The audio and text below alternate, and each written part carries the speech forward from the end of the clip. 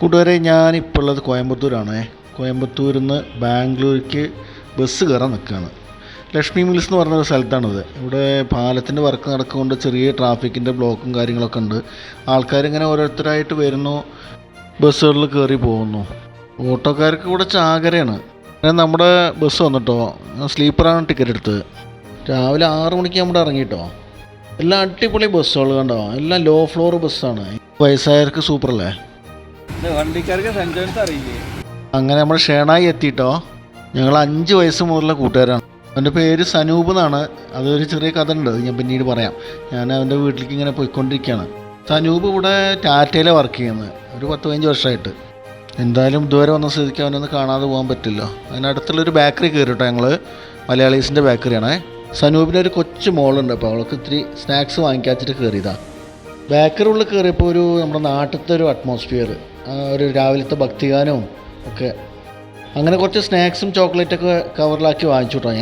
അവൻ ചായ കുടിക്കാൻ കേട്ടോ. ഇവിടുത്തെ ക്ലാസ് ഉണ്ടല്ലോ, കുഞ്ഞീ ക്ലാസ്, നമ്മുടെ നാട്ടിലത്തെ ക്ലാസ്സിൻ്റെ പകുതി. അങ്ങനെ സനുവിൻ്റെ വീടെത്തിയിട്ടോ, ഒരു അപ്പാർട്ട്മെൻറ്റ്. കാലാവസ്ഥയൊക്കെ ഉണ്ടല്ലോ നമ്മുടെ നാട്ടിലത്തെ സെയിം കാലാവസ്ഥ, അടിപൊളി വീടുകൾ. സനുവിൻ്റെ വീട്ടിൽ നിന്ന് പോയിട്ട് അതിന് ശേഷം നമ്മുടെ രജീഷ് പറഞ്ഞ വേറൊരു കൂട്ടുകാരുണ്ടായിരുന്നു. ആ കൂട്ടുകാരനെ ഒന്ന് പോയി കണ്ടു. അവിടുന്ന് കുളിച്ചു ഫ്രഷായി തിരിച്ച് വീണ്ടും സനുവിൻ്റെ വീട്ടിൽ വന്നു. വന്നപ്പോഴേക്കും സനുവിൻ്റെ വൈഫ് നല്ല നാടൻ ഇഡ്ഡലിയും അടിപൊളി തേങ്ങ സമ്മതിയൊക്കെ അരച്ച് വെച്ചിട്ടുണ്ടായിരുന്നു. നിർബന്ധിച്ച് എന്നെ കൊണ്ട് കഴിപ്പിച്ചു. ഇപ്പോൾ ഞങ്ങളെല്ലാവരുടെ അടുത്തും ടാറ്റ പറഞ്ഞ് ഞങ്ങൾ ഇറങ്ങിയിട്ടോ. സനൂപ് 2 മണിക്കൂർ പെർമിഷൻ ഇട്ടിട്ടുണ്ടായിരുന്നു. അവന് 10 മണിയാകുമ്പോഴേക്ക് എത്തേണ്ടതാണ്. 2 മണിക്കൂറും പെർമിഷൻ ഇട്ടിട്ടുണ്ടായിരുന്നു. ഞങ്ങളിങ്ങനെ ബാംഗ്ലൂർ ടൗണിൽ കൂടുതൽ ഒന്ന് റൗണ്ട് അടിക്കാച്ചിട്ട് ഇങ്ങനെ ഇറങ്ങി ബൈക്കിൽ. ഇത് മടിവാല എന്ന് പറഞ്ഞ സ്ഥലമാണ് കേട്ടോ. എനിക്ക് ഇവിടുന്ന് പോകേണ്ടത് ദസറാളി എന്ന് പറഞ്ഞ സ്ഥലത്തേക്ക്. അത് ഇത്തിരി ദൂരമുണ്ട്, ഒരു 10-15 കിലോമീറ്ററിന് മുകളിലുണ്ടെന്ന സനൂപ് പറഞ്ഞു. പിന്നെ മാപ്പിൽ ഞാൻ നോക്കിയിട്ടുണ്ടായിരുന്നു. ഇടയിൽ അത് കുറച്ച് ദൂരം സനൂപ് പോണ വഴിക്ക് എന്നെ ഡ്രോപ്പ് ചെയ്യാം. പിന്നെ അവിടെ നിന്ന് നമുക്ക് ഓട്ടോയിൽ ടാക്സി എന്തെങ്കിലും പിക്ക് ചെയ്യാമെന്ന് വിചാരിച്ചു, വിളിക്കാമെന്ന് വിചാരിച്ചു. അതാണ് ഐഡിയ. അപ്പോൾ ഈ പോണ വഴിക്കുള്ള കാഴ്ചകളും കാണാം. നല്ല ടൗൺ ഏരിയ ഉണ്ടാവും. ടൗൺ ഉണർന്ന് വരുന്നുള്ളൂ. ഇപ്പോൾ ഏകദേശം സമയം 8-8:45 ആയിട്ടുള്ളൂ. ആൾക്കാരൊക്കെ ഇങ്ങനെ ജോലിക്ക് പോകേണ്ട തിരക്കാണ്. കടകൾ, ഒരുപാട് മലയാളീസിൻ്റെ കടകളും എല്ലാം ഉണ്ട് ഇവിടെ. ഇതൊരു അയ്യപ്പൻ്റെ അമ്പലമാണ് കേട്ടോ. ഇത് പോണ വഴിക്ക് കണ്ടതാണ്. നിർത്താനൊന്നും പറ്റില്ല, നല്ല ബ്ലോക്ക് ഉണ്ട്. ഏകദേശം ഇങ്ങനെ ബ്ലോക്കായി വരുന്നു ഇവിടെ. അപ്പോൾ അതുകൊണ്ട് നിർത്താനൊന്നും പറ്റിയില്ല. ഞങ്ങളങ്ങനെ പോയിക്കൊണ്ടിരിക്കുകയാണ്. അങ്ങനെ ബാംഗ്ലൂരിലത്തെ നഗരവീതിയിലെ ഓരോ കാഴ്ചകൾ ഇങ്ങനെ കണ്ട് ഇങ്ങനെ പോയിക്കൊണ്ടിരിക്കുകയാണ്. റോഡൊക്കെ നല്ല അടിപൊളി റോഡാട്ടോ. പിന്നെ മെയിനായിട്ട് എൻ്റെ ശ്രദ്ധയിൽപ്പെട്ടത് പൊല്യൂഷൻ വളരെ കമ്മിയാണ്.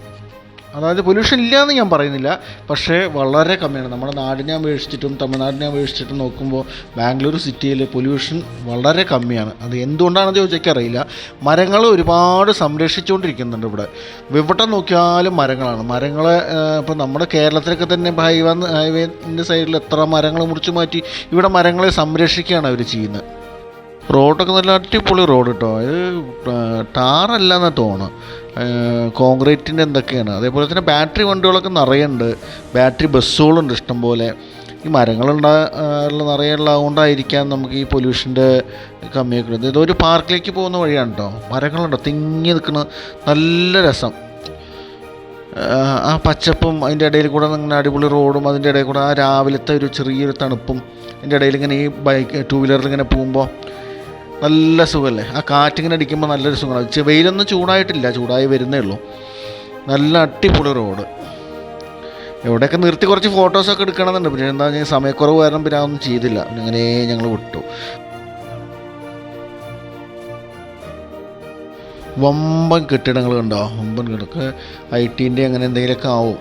വലിയ കെട്ടിടങ്ങൾ അതിൻ്റെ ഇടയിൽ കൂടെയാണ് ഞങ്ങളിങ്ങനെ പോയിക്കൊണ്ടിരിക്കുന്നത്. ഇത് പാർക്കിൻ്റെ ഇടയിൽ കൂടെയാണ്. രാവിലെ നടക്കാൻ പോകുന്ന ആൾക്കാരുടെയൊക്കെ കാഴ്ചകൾ ഒരുപാട് കാണാം. എന്നാൽ ഇതിപ്പോൾ ഏകദേശം ഒരു രാവിലെ 8:45-9 മണിയോടുള്ള സമയമാണ്. ശരിക്കും പറഞ്ഞാൽ തിരക്കൊഴിഞ്ഞു തന്നെ പറയാം. പാർക്കിൻ്റെ കാഴ്ചകളാണ്. അതിൻ്റെ ഇടയ്ക്ക് ശുചീകരണ തൊഴിലാളികൾ റോഡൊക്കെ വൃത്തിയാക്കുന്നുണ്ട്.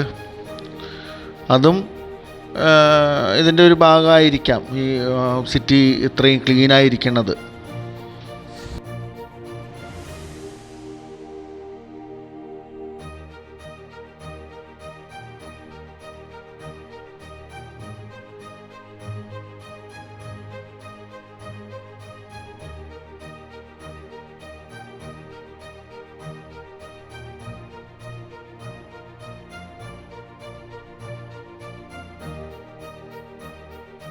സിറ്റിയൊക്കെ വളരെ ക്ലീനാണ് കേട്ടോ. അങ്ങനെ ഒട്ടിച്ച് തുടച്ച പോലെ ഉണ്ട്, അത്രയും ക്ലീനാണ്. സിറ്റി ഉണർന്നു വരുന്നേ ഉള്ളൂ, ജനങ്ങളൊക്കെ പുറത്തിറങ്ങി വരുന്നേ ഉള്ളൂ. അപ്പോൾ ഇതുവരെയ്ക്ക് സനൂപിനെ ആക്കിയിട്ട് ഞാൻ ജോലിക്ക് പോവാണ്. ഞാനിവിടുന്ന് റാപ്പിഡോ ബുക്ക് ചെയ്തിട്ടുണ്ട്, ഓട്ടോ ബുക്ക് ചെയ്തിട്ടുണ്ട്. അപ്പോൾ ഓട്ടോയ്ക്ക് വേണ്ടി വെയിറ്റ് ചെയ്യാം. ഇപ്പോൾ ഓട്ടോ വന്നു കഴിഞ്ഞാൽ ഞാൻ ദസറഹള്ളി എന്ന് പറഞ്ഞ സ്ഥലത്തേക്ക് പോവാം. ഓട്ടോ വന്നിട്ട് നമ്മൾ പോയിക്കൊണ്ടിരിക്കുകയാണേ. അങ്ങനെ ഓട്ടോയിൽ പോയിക്കൊണ്ടിരിക്കുകയാണ് കേട്ടോ.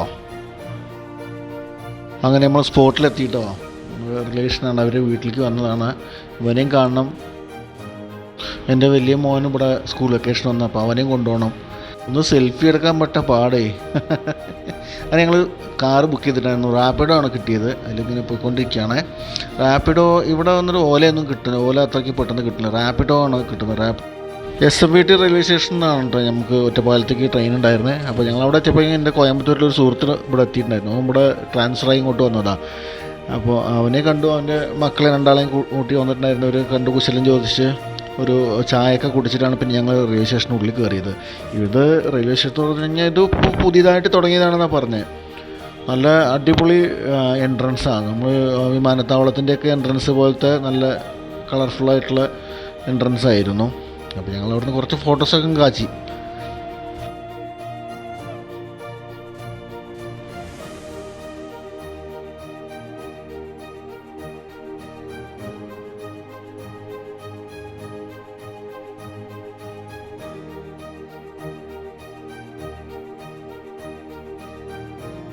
അങ്ങനെ നമ്മൾ ട്രെയിനിൻ്റെ അടുത്തേക്ക് എത്തിയിട്ടോ. നല്ലൊരു 10 മിനിറ്റ് കൊണ്ട് മൊത്തം കാലാവസ്ഥ മൊത്തം മാറി. നല്ല അടിപൊളി മഴ. ഞങ്ങൾ ട്രെയിനിൻ്റെ അവിടേക്ക് എത്തിയപ്പോഴേക്കും ഇങ്ങനെയൊക്കെ മഴ കുറച്ച് കുറഞ്ഞു. അങ്ങനെ സീറ്റ് കിട്ടി, സീറ്റ് കയറിയിരുന്നു. കൂട്ടുകാർ അങ്ങനെ എല്ലാ പരിപാടിയും കഴിഞ്ഞ് നമ്മൾ വീടെത്തി. അപ്പോൾ വേറൊരു വീഡിയോ ആയിട്ട് വീണ്ടും വരാം. Bye bye.